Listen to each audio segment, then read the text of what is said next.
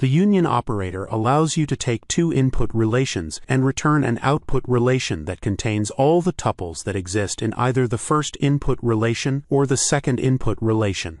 For example, if we had an input relation that paired every SMD pad object with every component object in the design, where the SMD pad was a child of the component, a relation of order 2 and type, SMD pad component, and a second input relation that paired every SMD pad with every component in the design, with the distance between the component and the SMD pad were greater than 100. Also a relation of order 2 and type, SMD pad component. Then we could use the union operator to return a relation that contained SMD pad component pairs, where the SMD pad was a child of the component, or the distance between the SMD pad and the component was greater than 100. We'll break down a simple example of a union operation using a small design as 3 SMD pad objects and 2 component objects. SMD pad object SMD1 is a child of the component C1, and SMD pad object SMD2 is a child of the component C2. The SMD pad object SMD3 is a standalone pad and is not a child of any component.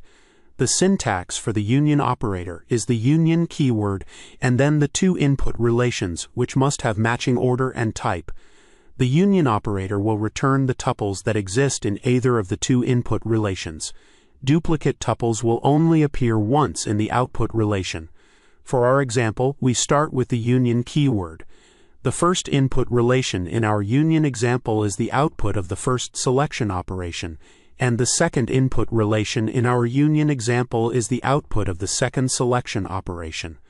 For the first input relation for the union operation, we first combine every SMD pad with every component in the design, and then select just the SMD pad component pairs, where the SMD pad is a child of the component.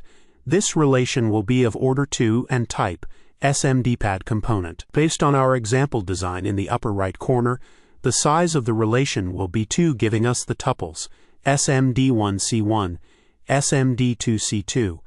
A similar select operation is broken down in detail in another video, found at https://ask.cadence.com. The second input relation for the union operation will first combine every SMD pad with every component in the design, and select just the SMD pad component pairs, where the distance between the SMD pad and the component is greater than 100. This relation will also be of order 2 and type, SMD pad component. Based on our example design in the upper right corner, the size of the relation will be 1, giving us the tuple SMD3C1. The breakdown of this selection operation is very similar to the previous select operation, so you can refer to the breakdown of the previous selection operation for more details.